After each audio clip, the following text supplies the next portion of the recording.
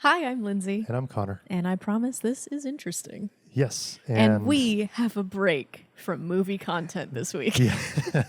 Blessed be the day. As you know, if you've been watching any of our stuff, which if you're our parents, you have been, Yes. we've been going through all of the best picture winners of the Oscars. Yeah. Lindsay has. Lindsay. I have watched every Best Picture winner ever in the history of the Oscars, dating back to the silent era in 1929. And Connor and I are filmmakers, and we've been yapping about movies for about 3 hours a week ever since I announced that little project. And it's great. We're having a lot of fun. It's so much fun, but I'm very excited to take a break and talk about something else today. Yes. And that's the thing. It's my topic this week. We've been having to put a back seat on mine because of the amount of episodes we have to get through with the movies. Yeah, I'm a big hog of attention, I've been told. And this week, we finally get to go back to some of my subjects that I like. His nonsense. My nonsense. So I'm just going to jump right into it. Lindsay, Please do. Me. you and I like to play cards every now and then. Love a good card game. I feel the need to say that you've smoked me like a ham in every single card game we've played, except one. I've won exactly one game of Shithead. He won one round of Shithead, and I thought he was going to jump off the balcony Oh, with joy. I was so excited. I was very happy.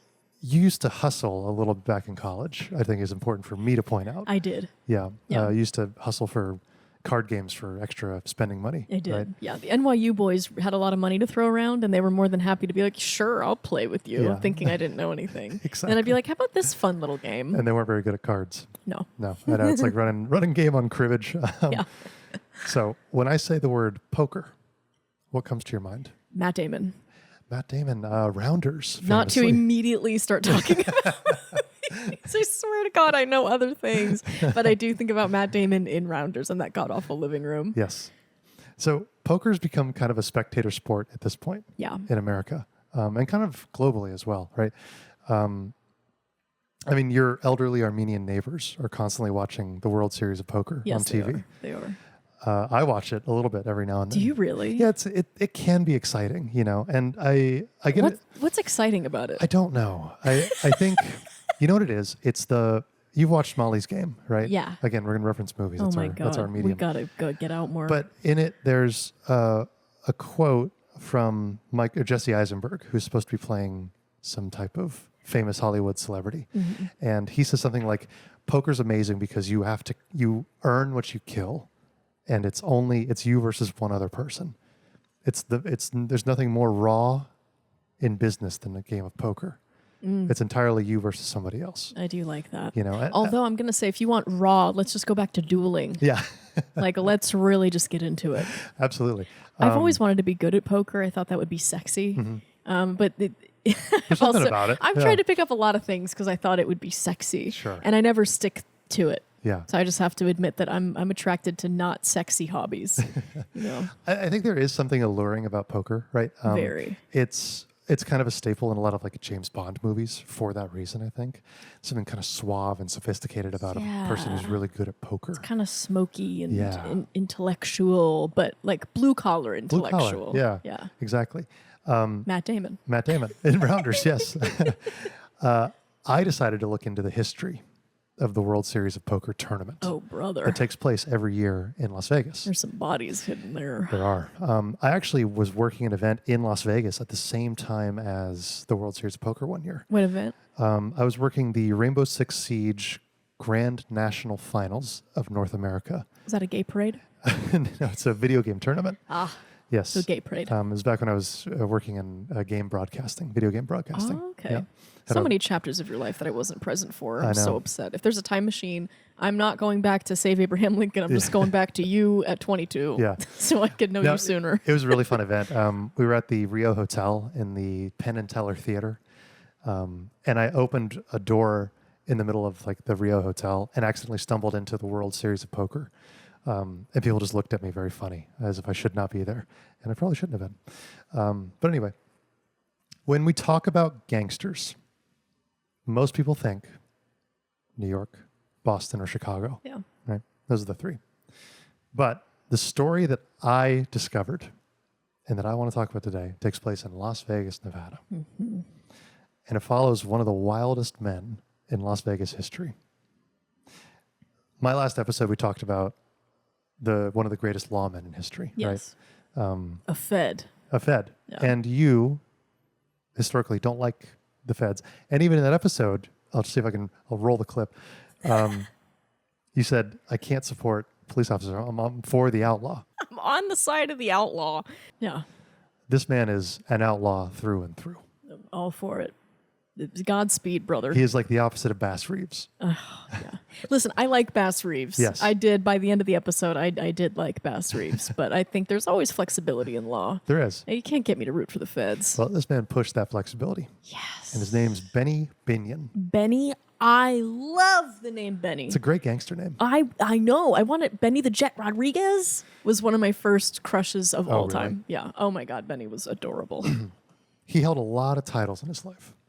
But a biographer who wrote about him said, no one went from murderous street thug to domineering crime boss to revered businessman to civic treasure, quite like Benny Binion. I'm changing my resume title to that.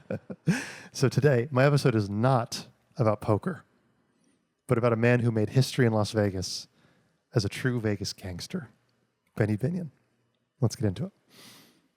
So, let me take you back. He's always taking me back.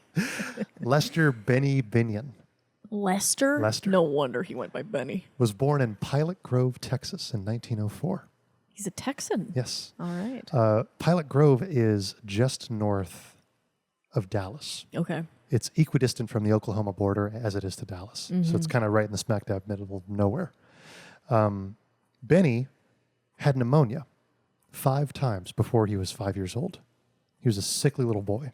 Can I guess something? Sure. His lungs were in bad shape, so the doctor recommended that he move somewhere with a drier climate. And that's how he got out to the desert. I don't think so. Damn it! I don't really even think thought they had a doctor. God, I thought I was a psychic here. All right. Keep in mind, this is continue. 1904. So Okay, so there's no doctor. There's no medicine yet. Okay. I know you'd be lucky to get cocaine. Truly, yeah. Let's go outside, eat some dirt. Yeah. See if that helps. So he was a sickly kid. And this town specifically was very dangerous, right?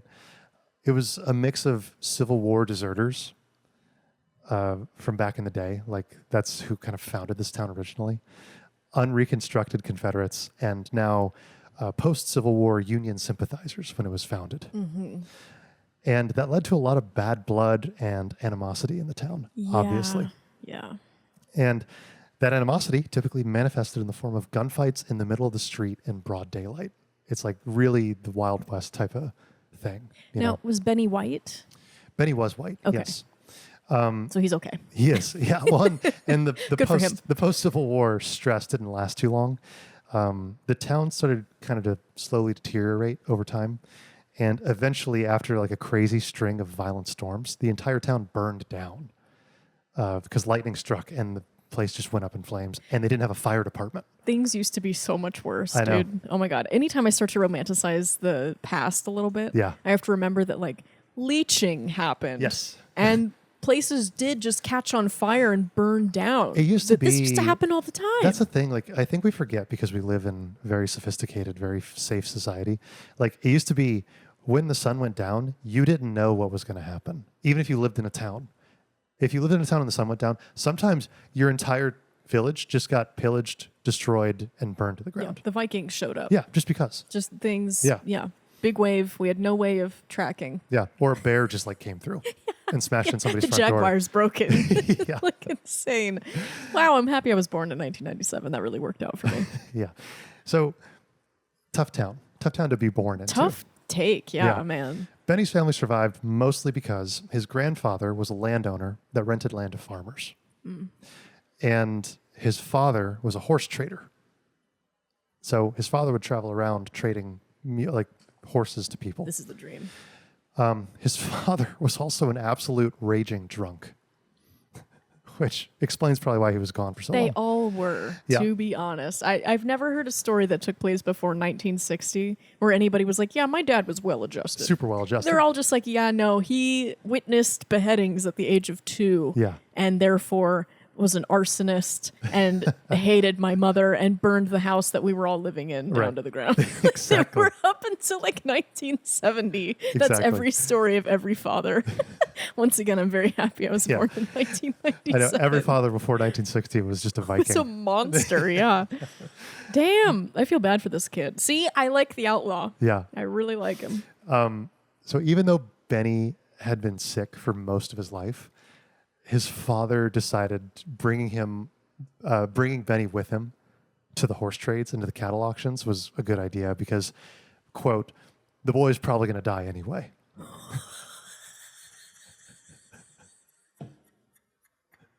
This was his make-a-wish. Yeah. Oh, damn. Oh, damn. This is awesome. That's so awesome. Truly incredible. That's Oh, his father. His father No saying one that. could, yeah, just a bathtub of whiskey deep. Yeah. Just saying whatever comes to his mind.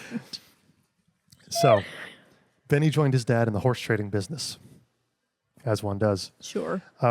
It's probably for the best because after years of being sick and missing school and being held back, at the age of 10, Benny had only made it to the second grade. Oh, God. And I think generally when you're 10 years old, you should be entering fifth grade, Yeah. I want to say. Yeah. My nephew's 10. I think he's going into the fifth grade this year. Fifth grade was fun. I liked fifth grade. I liked fifth grade too. Sixth grade I didn't like very Yeah, much. sixth grade, it got pretty rough there for a second. So second grade was as far as he ever got with his education. He will never be educated again in any meaningful way. Wow. And by all accounts, Benny picked up on the family business like a natural. He was specifically really good at gauging a horse's age by looking at their teeth. He would open their mouth, examine their teeth, and be able to tell you exactly how old a horse was. And his dad taught him that horse trading was kind of a swindle or be swindled business. It was typically you would buy a knackered mule and then try and sell it somewhere else. The thought process was somebody trying to trade a horse has a horse that's wrong with them.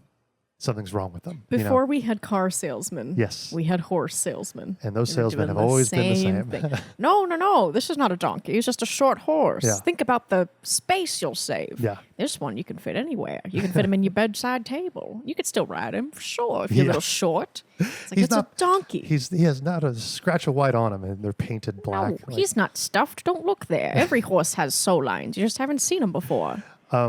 Benny was very good at both the swindling and the not being swindled. Oh, I bet. So I wish I was a swindler. I would love I would love to be a swindler. I'm glad you're not a swindler. No, I want to be. Let me just grease some palms here. Yeah. Let me get what's mine. But I'm not a very good liar. You can No. tell when I'm doing it. Yeah, I'm too pure of heart. that's what it is. Yeah, I don't know what it is. I think it just bothers me. I'm like obsessed with having a perfect record I see. in my own head. I see. This sounds like something that like a very religious person would say. Yeah. Be like, I want to stay true to God. God's tracking me. Right. But I'm just like, no, I don't want to have any wrinkles in my paper.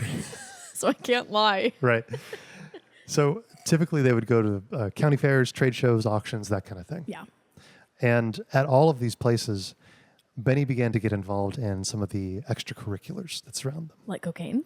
Specifically gambling was the one. Okay, All okay. these guys gamble, play cards, throw dice. There's a lot of time in between events, Yeah. So Horse betting. yeah. And what else do uneducated cowboys get up to? Yeah. You know what I mean? So he learned pretty quickly that he wasn't a good gambler, which is honestly a great thing to learn at an early age. Okay, I have a question. Please. What makes a good gambler? Well, a lot of games are games of skill, right? Are they really? Blackjack specifically is a game of skill, Mm-hmm. if you know what you're doing. It's treated as a game of luck because if you don't know what you're doing, then it is luck.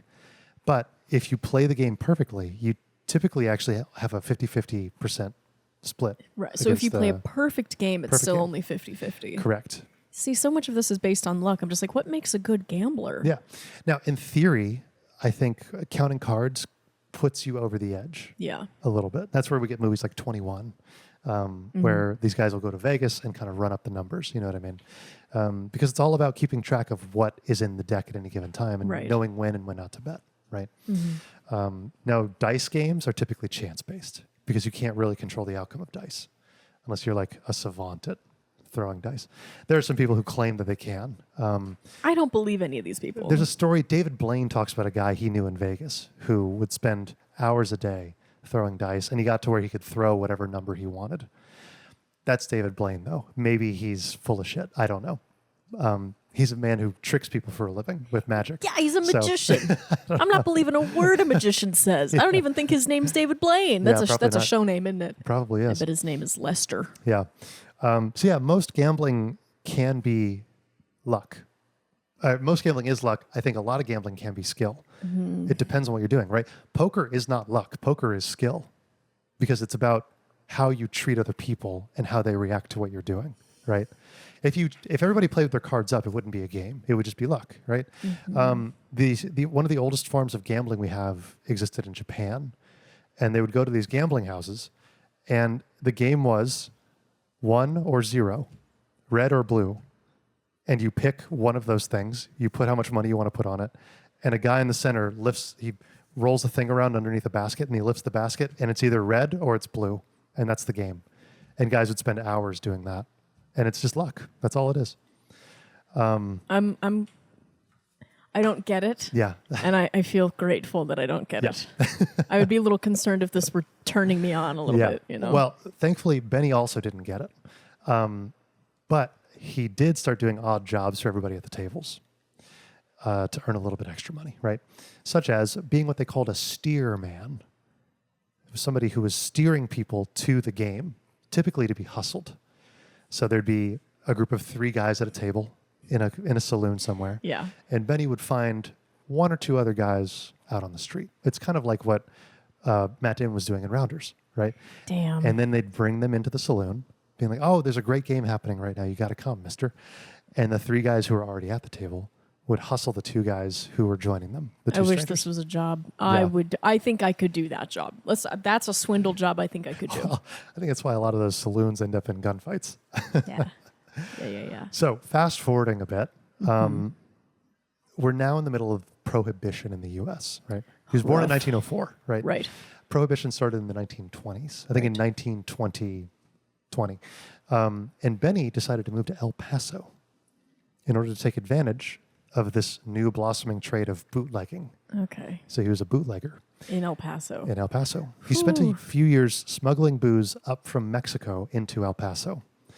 Eventually, he was arrested and decided to move back to Dallas, where he became a middleman, which is where he would buy moonshine from the rural shiners in Texas around Dallas and sell it to the speakeasies in Dallas proper, right?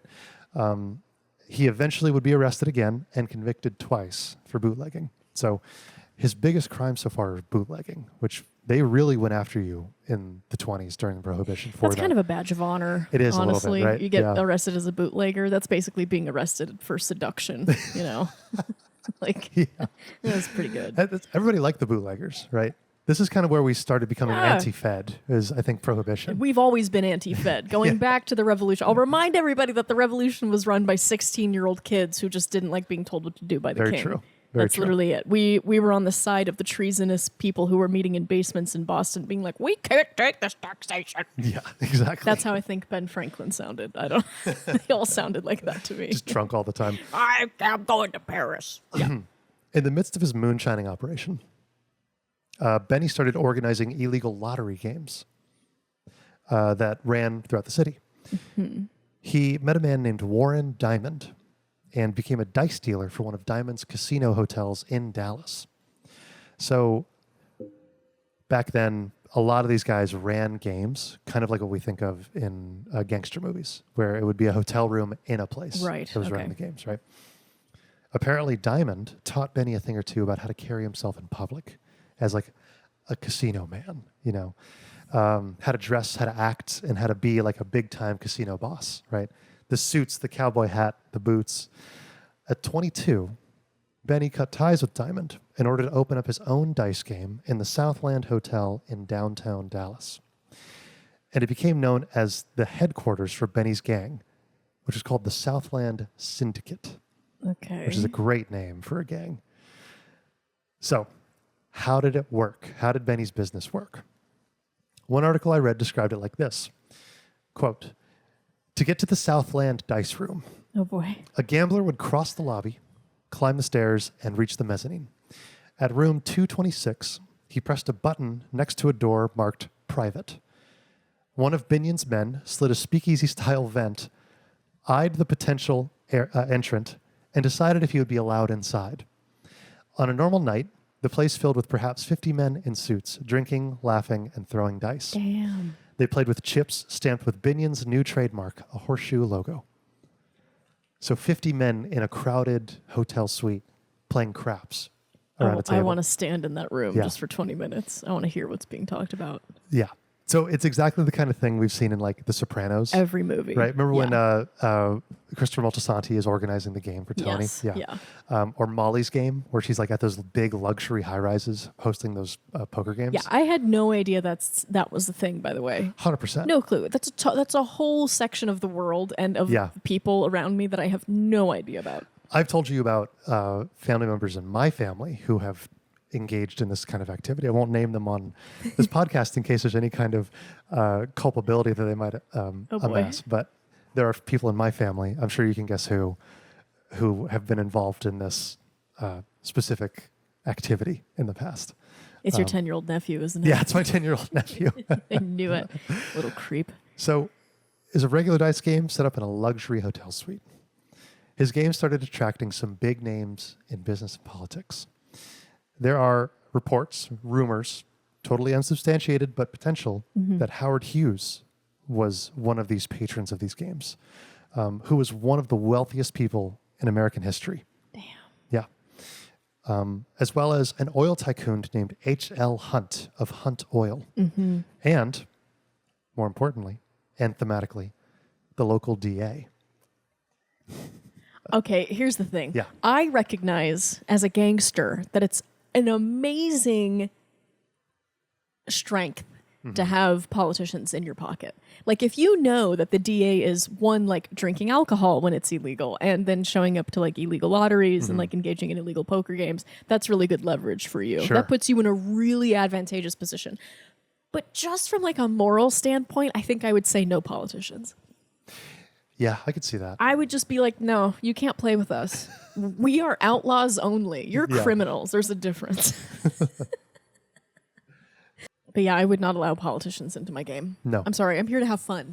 I'm here to cut loose. Yeah. I'm here to get into a gunfight with an oil man. With an oil man. I'm not here to be looked at by the mayor. But okay, the DA's here. Now Yeah. we're getting messy. See, this is where it gets messy. It is. It is. So right now, I feel the need to point out that gambling at this point in American history is still very much illegal in Texas. I have a question. Yeah, please. I know. We covered the whiskey tax in a previous episode. Why is gambling illegal?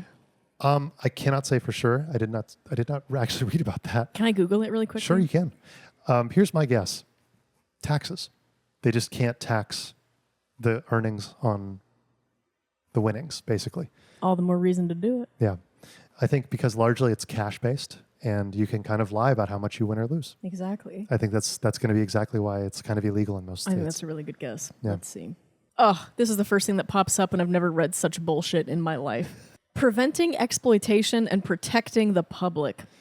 Since when has the government ever passed a law to protect the public? You know what that translates to? Taxes. Exactly. No, I'm curious. Okay, let's see. Combating organized crime and associated activities. Stop telling me what to do. They're not wrong. Let's see. Protecting game integrity and preventing corruption. Okay. It says, in the context of sports and other competitions, illegal gambling can be linked to match fixing. Yes. Okay. That's true. Fair enough. That's true. And other forms of corruption where participants may intentionally lose games to benefit from illegal wagers. Okay. And That- now here's the thing. Here's Yeah. the thing that I was thinking, because it's the time of prohibition and making gambling illegal feels like a prohibition level law, because we legalized alcohol because we were trying to be, what's the word for it? Pious. Yeah. There was a big push in American history at this time to But our image. We Exactly. wanted our image to be a Exactly. little So nicer. it also says promoting moral and religious values, to which I say, again, stop telling me what to do. If I want to get into a gunfight with the mayor, let me do it. Let me cook. What else we got? Historical association with social ills. The thing that comes to my mind right now is that money laundering could definitely happen in unmitigated fashion. That was a plot point in Hell or High Water, where they would rob the bank and then they would go to the Native American casino and Right. clean up the money. Yes. Right. So I think there are legitimate reasons to put a damper on unregulated gambling. I don't think the government does it for those reasons. I think the only reason the government does it is for taxes. Right. And I also think there are reasons to make alcohol consumption illegal. Absolutely. But ultimately, you can't stop adults from doing what they want to do. Correct. Man, if I want to have a gin and tonic every morning, do you know what? I should be doing that. If I was a little bit more fabulous, I would have a gin and tonic first thing, 9 o'clock in the morning. I'd be way more fun. Start muddling some sugar cubes. Yeah. Would I be late to this podcast? For sure. Yeah. For sure. Connor would be recording this alone, probably, or I would be sitting in this chair asleep with my mouth open. But you can't tell adults what to do. It's just No. never going to go down the well. You'll notice everybody smokes weed. Yeah. Can't In stop it. California specifically. Yeah. So look, if people want to go gambling and they lose their money, that sucks. But like, they're going to do it anyway. They are. And they're going to find a place to do it. They are. So the thing is, the gambling business made Benny rich, and he shared his wealth with the cops, prosecutors, and politicians of the local area. No. He was very strategic with his money. Oh boy. Over the years, Benny was arrested for theft, burglary, and assault, but the charges were always dropped. In 1931, he pleaded guilty to shooting and killing a black bootlegger that he had been working with, Oh no. who was, I think, shorting him. He got off with a suspended sentence. Nothing happened to him. Oh boy. All This right. incident also earned him the name Cowboy, the nickname Cowboy. Come on. I know. Let's be a little creative. Call him Dallas. Come on. Let's get a little more creative. In 1936, he shot a rival hustler 3 times in the chest. Okay, that I can respect. Then he shot himself in the shoulder and surrendered to the police, claiming self-defense. The DA declined to prosecute him. Well, yeah. This is such a cheat code. Man, I should have gotten into gambling. Years later, someone asked him if he had ever bribed the DA. And Benny said, quote, "Well, I don't know. Maybe I had." How could you not like him? Oh, man. The fact that he's a hardcore, born and bred Texan makes him Great. way better. It's great. This is a great character. Yeah. For the most part, Benny was a very generous employer, and he was very generous to his high-rolling clientele. There's a story I read about a Jewish immigrant who lost his dry cleaning business and everything else, playing the numbers that he set up. Oh, dear. So Benny arranged for him to receive a modest lifetime pension. At Christmas, the Binion gang passed out turkeys to regular customers. But Benny apparently had a rule against letting working class people from playing at his tables because he, quote, didn't want truck drivers coming up there and losing all their family's money, end quote. Kind of like a Robin Hood. Yeah. He's like, you got to be rich to lose your money. Well, you got to think, like, that's probably what his dad did. Probably. Was just gambling away all the money that he earned, horse trading. Also, if you're not completely heartless, Yeah. I imagine it's pretty difficult to sit there and watch like a father of 5 who's struggling to feed his family, who's just looking to get lucky for once in his life, Exactly. lose it all on a And game. then you also see Howard Hughes. The richest man in the country. Exactly. Like, I You know. feel less bad about taking $1 million from him than I do taking $5,000 from truck driver. Exactly. Yeah. Now, Okay. All even right, though he interesting. was kind to his clientele, when it came to other gambling circles, in the city of Dallas, Benny expected 25% of everything they made. And he would send people to collect. He's a total gangster. He is. This is just gangster. He wrote the book on how to be a And gangster. that's the thing, and we see this in The Sopranos, is that Yeah. the way gangsters really make money is by having their fingers in everything. Every business. And imagine having 25% of every single table across the entire city. Man, yeah. You know, it made him so much money, so much stupid money back in the 1920s. Now, by 1940, Benny was Dallas's king of crime. And the FBI is on record saying that Benny, quote, had complete control of all rackets in Dallas during the war years, end quote. Yeah. Yeah. It's World War II. Yep. Nobody's going after Benny. Nope. Nobody's looking at Dallas. Nope. Now, all this success didn't happen without some hiccups. As you know, we were watching The Sopranos. Well, he's already killed a couple I know. people. I mean, yeah, I think things have gotten off the rails. Benny had this legendary feud with another local gangster named Herbert the Cat Noble, who got his nickname from the fact that it took a dozen attempts to kill him. The feud kind of bordered on cartoonish with how wild some of the stories get. So let me tell you about Noble. He was a perfect nemesis. He was suave. He was well-dressed. You know, he looked like Frank Sinatra, right? Oh, Had a small fleet of airplanes. He flew in his off time. And he was a bit of a ladies' man. But he was also a bit of an odd guy. He was raised in West Dallas, if that gives you any idea. yeah. And by the late 30s, he was a bodyguard for another prominent gangster in the local area. Eventually, he went off and did his own thing after that gangster that he was bodyguarding got assassinated. Well, not a very good bodyguard. Yeah. He's lacking in a couple skills. So Noble recruited one of Benny's most valuable men, one of his steermen, the man who would get the rich clientele into the door, right? Noble and Benny's steerman set up several lucrative numbers games and a downtown craps game at a joint called the Airmen's Club. Obviously, Benny saw this as a major betrayal, Right. right? Yeah, I'd be And pissed. If there's anything we know about gangsters, they don't take betrayal very lightly. That's their least favorite thing. That is. And he wasn't going to take it laying down. No. Benny hired a local known bum to walk up to the old steerman's car and shoot him through the window. Full-on assassination. Just a guy off the street. Yeah. Literally. Well, after this assassination, he kept this homeless guy in his employ for the rest of that guy's life. He was a hired hitman for This Benny. is the buddy comedy I want. Yeah. This is the movie that I've been dreaming of. So after the assassination, Noble decided to shut down the numbers game, thinking it's not worth it. That's pretty smart, I would say. He did keep his dice game going, and he agreed to give Benny his usual 25% cut. And he'd think that everything would be fine. But eventually, Noble's game started doing so well that Benny decided he actually wanted 40% of the game, not 25. Yeah. So Noble's game got shut down by the police the very next day after Noble told him to go pound sand. And hitmen were sent to find him. The hitman and Noble got into a high-speed chase, and Noble got away. But not before seeing and recognizing some of the would-be assassins, one of Right. which being the local bum. While he was recovering in the hospital, Noble sent out his own team of hitmen to deal with some of Benny's hitmen. Back and forth, gang war. This was apparently the first time someone had stood up to Benny Ooh. in Dallas Interesting. and gotten away with it. And this began to hurt Benny's reputation in the Dallas scene. Oh, no. Oh, no. Well, what do we know from The Sopranos? What is Uncle June tell Tony? It's like, once they know you're weak, they'll just keep pecking at you. Just keep pecking at you. And that's what's going to happen. Oh, boy.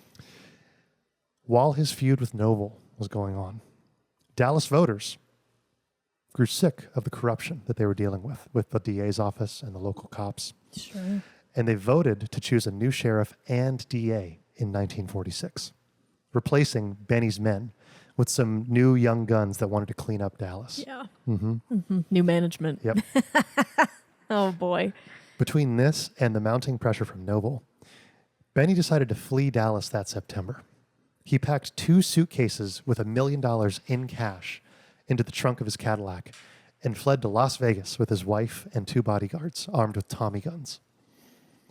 Now, this didn't mean that he had forgotten about Dallas or Herbert Noble. From Vegas, he allegedly put out a bounty of $10,000 on Noble's head. This bounty eventually increased to $50,000, and you would get your very own craps game to control tax-free. Oh, that's tempting. Bye, Howard. This resulted in high-speed chases, car bombings, Godfather-style shootings, airplane bombs hidden under seats. Oh, my God. He had a fleet of airplanes. Fire bombs thrown through windows. Just every single thing. It got absolutely nuts in Dallas. After a series of incredibly unsuccessful assassination attempts later, Noble's wife got caught in the crossfire. and was killed in a car bombing that was meant for Noble. This was the breaking point for him. Now, on record, Benny said he didn't order the car bomb that killed Noble. Sure. But he put out the bounty. He put out the bounty. Noble started sleeping with a shotgun in his hands and started walking around with a rifle everywhere he went. He also allegedly, this is insane, made plans to air raid Benny's new home in Las Vegas. One article that I read said that Noble, quote, had bought a stagger wing Beechcraft with extra wing tanks, a bomb rack, and 2 large bombs, one of an incendiary nature and the other a high explosive. He even had an airman's map of Las Vegas, pinpointing the Binion home on Bonanza Road. Is this how you would react if I got killed with a car bomb? If I knew who did it, probably. Okay. Probably. All right. And Noble almost did it. Except that when he was running through his final checklist before taking off in his plane to go bomb Benny's house, a Dallas police lieutenant rode up on him and they got into a Mexican standoff that eventually ended with Noble surrendering and crashing out into tears, saying that there's just no good luck for Noble. Oh, God. Oh, he's crying. Oh. Yeah. Eventually, everything ended when Noble, who was returning home one day, was blown up by a bomb that was hidden under his mailbox. Honestly, I bet you he was relieved. Dude, from the stuff I was reading, like over the course of, I want to say like 6 to 8 months, he lost like 40 pounds. It was just a skeleton. The stress. Yeah. I'd be like, I quit. Yeah. I quit and I'm getting a job in a Jamaican kitchen. Absolutely. That's it. Absolutely. I'm cooking rice for the rest of my life. And you know what? I'm going to study French and pretend I don't know English. I'm shaving my head. I'm going through a whole character transformation. 100%. Just girl with the dragon tattoo. Disappear. Yeah. I've never seen that movie, so I'm just... I'm just... Keep in mind, this all happened while Benny was living in Las Vegas. He did all this remote. He did it over Zoom. Over Zoom, yeah. Incredible. So wait, I'm curious, who finally got the hit on... Nobody knows. Nobody claimed it. Nobody claimed it? No. Publicly. Interesting. I bet if we had, like, if God had accountants, they would probably have seen $50,000 leaving Benny's bank account to somebody else. It had to be someone Dallas bound who was know. like, I want my own craps table. Exactly. Interesting. But nobody was ever caught, I guess is the better way to put that. Okay. So Benny was busy creating his own familiar network of entrepreneurs, high rollers, politicians, and local authorities in Las This Vegas. guy's ruthless, man. Yeah. At this point in history, this is really interesting. Las Vegas wasn't really what we know it as today, right? Historically, at least my headcanon for Las Vegas is that it actually came about during the war because they would test the atomic bomb in the desert in Nevada. And where Las Vegas was situated was gosh, what do you call those things? A runway, like an air base. And you could see the explosions from Las Vegas, like of them testing the nuke. There were only 2 casinos that were actually operating at this point. And Benny couldn't have asked for a more perfect time to move in. Truly. Yeah. Yeah, that worked out for him. This guy's lucky. Yeah. Lucky. Up Except and in down. gambling. Except in gambling, but like lucky in every other... I can't believe he's married. I know. I would just think a guy like this would be single forever. Same wife his whole life. Wow. Yeah. Yeah, that's interesting. Shortly after arriving in Las Vegas, Benny briefly became a partner in the Las Vegas Club Casino, but was denied a gambling license in 1948. Undeterred, he went on to open up the Westerner Gambling House and Saloon in 1949, but had to exit after getting into some disagreements with his partners. So he was trying to find his way in to the Vegas scene. Then, in 1951, he bought out and refurbished some other properties and turned them into Binion's Horseshoe Casino in Glitter Gulch. The Horseshoe had no showgirls or band, which was uncommon for the time. Mm-hmm. But it was a gambler's paradise, Right. pioneering features that were revolutionary for the time, Yeah. such as $500 limits on craps. That's a lot of money back then. 10 times higher than anywhere else on Fremont Street. Whew. The typical sawdust floors of the time were replaced with carpet. He was the first casino to have carpet in Las Vegas. And the installation of air conditioning. Oh, Game yeah. changer. That's my paradise right there. His thing was like comfort. I want my players to be comfortable. Right, so they'll stay. Yeah. Free drinks and comped drinks for all players, not just the high rollers. That used to be how it was high rollers get free drinks. But if you're betting on $5 slots, you got to pay. It was also the first club to offer a limousine service to and from the airport. Benny knew how to... I'm not into gambling. No. I'm not a gambling man, but I do want that limo and I want that air conditioning. Yeah. Benny knew how to run a business. Oh, I'd be there. He wrapped it all in a simple philosophy that it made him famous, which was good food, good whiskey cheap, and a good gamble. That's all you need. He's going to make so much money. From what I've read, there was a deal about the horseshoe where the actual limits on what you could bet were determined by how much you bet on your first game. So if you bet $1 million, your limit that you could bet was $1 million. His outlook on gambling was one of spectacle, saying that if you want to get rich, make little people feel like big people. Mm-hmm. And this turned out to be an incredibly profitable strategy for Benny. Now, every good gangster story has one thing in common. Do you know what it is? A downfall. Specifically, the feds. Get them out of here. Get them out of my business, out of my city. I need that same fire that he had for Howard. What's his name? The Mr. Bombs Noble? a lot. Yeah. I need that same fire aimed towards the federal government. So the feds were hard at work trying to get Benny. And they would get him the same way they got all big gangsters.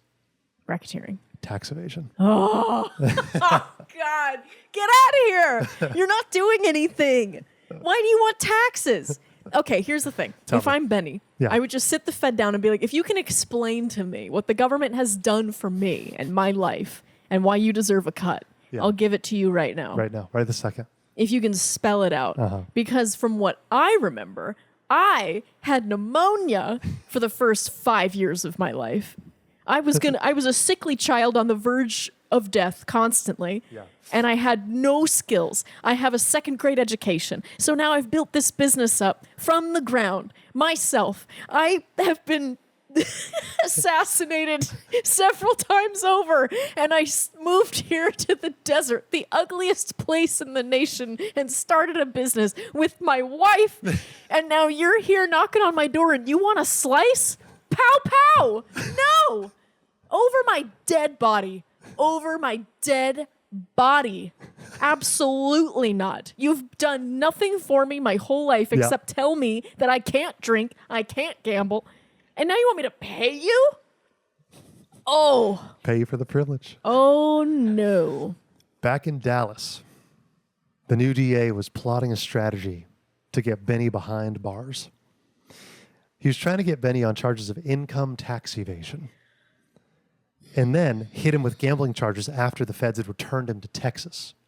So, smart strategy legally. Documents and records show that in 1948, Binion had netted more than $1 million from the rackets in Dallas.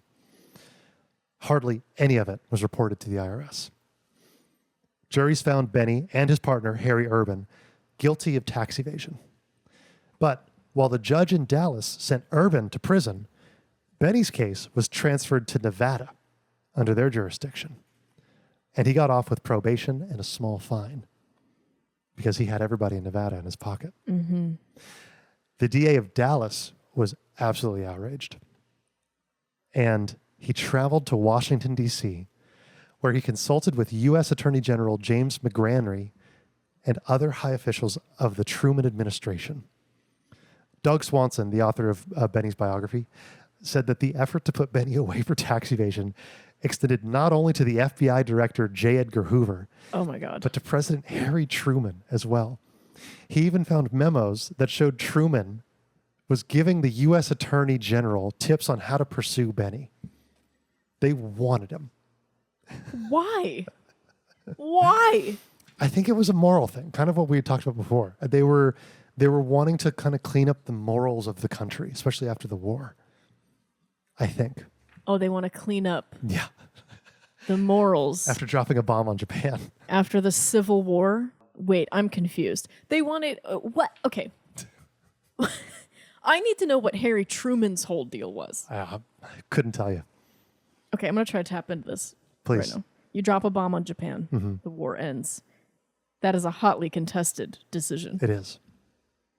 And now there's a dude who just wants a promotion sitting in your office asking you, how do I catch this gangster who's making a lot of money and not giving us any in Vegas? The only thing I could think to say to him is, I don't care. Are you noticing that I have other things to worry about? Like, he's not even in Dallas anymore. This is officially not your problem. Right. He left. He got away. He did. I'm sorry. Sorry. Chop it up. Just, join the fucking nunnery. I know. So eventually they got him. In 1953, Benny pleaded guilty to federal charges of income tax evasion and state charges of operating an illegal numbers game. The sentences would run concurrently. 5 years in the federal prison at Leavenworth, a fine of $20,000, and a payment of $776,000 in back taxes, penalties, and interest. That's a lot of money for back then. That's a stupid amount of money for back Over then. my dead body. Once again, they can't forcibly collect that money, especially if you're making cash. Well, They can't send a Fed to you and be like, give me that bag of money I know. under your bed. Well, get this. This is pretty gangster. Tell me everything. Benny paid his $20,000 fine on the spot from a much larger roll of money that he had brought with him in order to bribe the judge. If I'm his wife, I am standing in front of every newspaper man like, that's mine. Yeah. That is my husband. Oh, So the judge went, that'll be $20,000. And he goes, sure. counts it out and lays it on the I table. made that yesterday. So apparently he thought that Benny thought that the U.S. district judge might give him probation in exchange for a small gift of $100,000. Oh, Benny. Benny, stop it. Benny, baby, no. Take a break.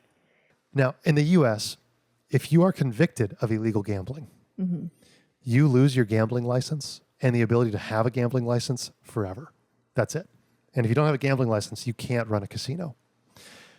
To keep the casino that he did own alive while he served his sentence, Benny sold his stake to his friend Joe Brown, who held the license in name, while Benny remained kind of the operation's shadow boss, right?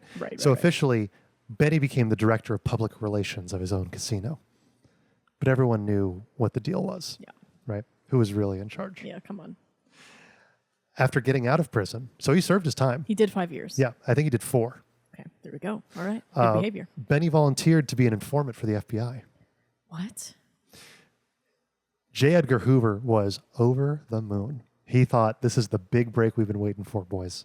What's his trick? We're going to bring down everybody. No. Benny's pulling one over on them, right? But Please Benny's tell me. tips never paid off. Yes, he's just wasting their fucking time. And people generally suspect that he only did the deal to keep them off his back. Yes, he did. One article I read said that, quote, he hated lawmen so much that when the horseshoe customers broke bad and did something terrible or criminal, instead of calling the cops, he had club-wielding guards whomp the miscreants. Yeah. This is right.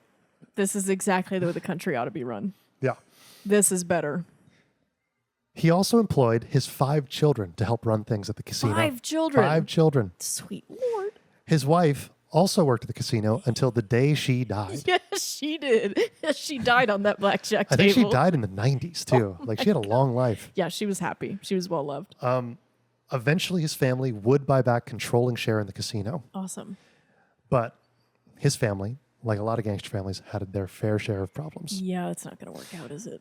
Benny's eldest child, Barbara, was a drug addict and died from an overdose. Oh, God. In 1983, that was apparently a suicide. And his youngest son, Ted Binion, had a string of drug charges, organized crime charges, and was eventually murdered by his girlfriend at the time, who was trying to, the theory is take his stake in the casino. Oh. This is another crazy rabbit hole that if I wanted to talk about it, we'd be here for 3 hours. He also had a collection of silver coins that he buried on one of his properties, Benny's son, called the Binion Hoard. He collected over 130,000 silver dollars and stored them in an underground safe in Nevada. And it's like a legendary thing that people have tried to find and steal. No one has ever found it? I don't know. It was one of those things I started reading about and I was like, this is too much. I'm getting off track. I'll come back to it. So we might do an episode on the Binion Hoard later on. Okay, so he's got 3 surviving children. Yes. Okay. As for Benny's legacy, his casino became legendary for the high-stakes table it had. Benny would even arrange private matches between high rollers as a way to get people in the door. After years of arranging heads-up matches, in 1970, Benny invited 6 players to compete in a tournament playing no-limit Texas Hold'em, where he put up prize money. This was the start of what would eventually become known as the World Series of Poker. His thought was that if he could legitimize gambling, it would attract more customers to the casino. For sure. Right? Yeah.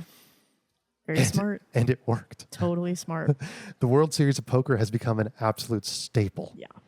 And has had a lasting effect on Las Vegas and the gambling scene generally, right? Benny had no idea how successful it was going to be. He was quoted as saying that maybe one day it would have 40 or 50 people playing in it. As of last year, the 2024 World Series of Poker Tournament had 10,112 players competing in it. With all the bad things that Benny did, people still really loved the guy. In 1987, to mark his 83rd birthday, his family rented a basketball arena and threw a party. 18,000 people showed up. Oh my God. And Willie Nelson played a concert. Oh my God, Willie Nelson was there? Benny eventually died of heart failure on Christmas in 1989. A legendary poker star named Amarillo Slim suggested as an epitaph for his grave, he was either the gentlest bad guy or the baddest good guy you'd ever seen. He's buried in Las Vegas, and fans still leave poker chips at his grave. And that is the story of Benny Binion and the start of the World Series of Poker. I'm a really big fan. Yeah. I'm a really big fan. One of the sickest...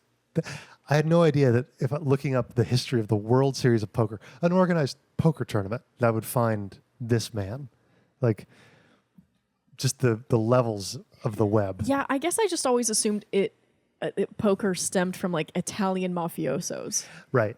Like in the back of my head, I'm just like, yeah, there was probably some guy named like Steve-O who like organized it in New York and it spread to Las Vegas. Yeah, right. Exactly. You know? Exactly. How does any organized... How does any game start? Yeah. How did basketball start? Exactly. This could be a whole series. Right. The really origins of sports. Origin of sports. We Yeah. could do a really good That's series actually on that. a really fun idea. Okay, let us know if that's something you'd be interested in. Yeah, absolutely. Also, letting you guys know, I created a form that I'm now putting in the description of all of our videos. Oh, wonderful. So if you have a topic that you have always wanted to know more about, but you don't feel like spending 6 hours on the internet weaving through articles trying to figure out what's real and not real, we can do it. Yeah. And So we'll give you a just let little us know. shout out. Yeah, if you want it. Optional, or we could just say anonymous, whatever you want. Yeah. So yeah, fill out that form if you have an idea. That's a great that you idea. would like us to cover. That's a great idea. I'm going to fill out the form with ideas I want you to research. Great. Connor Angus. So yeah, that's my rabbit hole this week on Benny Binion and the World Series of Poker. I'm Lindsay. I'm Connor. And I told you this would be interesting. And I hope it was. I hope you found it interesting. It was fascinating. I hope it was a good reprieve from Bass Reeves and the lawmen. I'm very happy to get back to the outlaw. Yeah. I am figured always rooting for the bad guy. You know, I gave you a lawman. I figured I'd give you an outlaw. Thank you very Your much. favorite. Yeah, I feel balanced now. Yeah. We'll be back next week with you'll never guess what. Probably more movies. More movie talk. Yeah. Thank you so much for watching. Bye. I'll see you in 2 seconds. I'll see you in 2 seconds.